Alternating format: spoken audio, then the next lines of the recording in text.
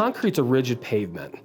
Asphalt is a flexible pavement. Either one of the two are only as good as the soils or the rock that's below it. Concrete will bridge some of those poor soils in certain cases if you take into account we put reinforcing in it. We do certain things to the mix to allow for that to happen. So things that I look for when I go onto a property is, are the curbs in a true plane? Are you starting to see water collecting in your curbs? It's telling you that those curbs are moving a little bit. Now, in the short term, it doesn't seem like it's a big deal, but over time, that moisture will actually seep in the gap in the asphalt and the gap in the concrete, and then freeze-thaw starts to move stuff around. So we want to make sure that if we're starting to see pavement moving, we want to understand why it's moving. Sometimes it's natural for it. Sometimes it's like, hey, we really need to get on this a little bit quicker before we're having to replace a lot of it.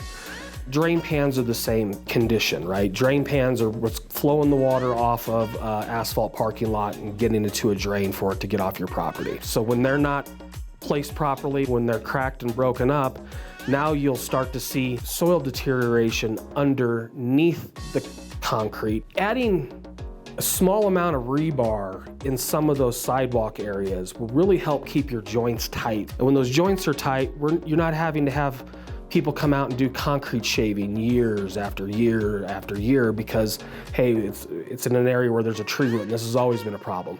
Well, let's not shave it every year. Let's go and actually fix it the right way so it doesn't happen again.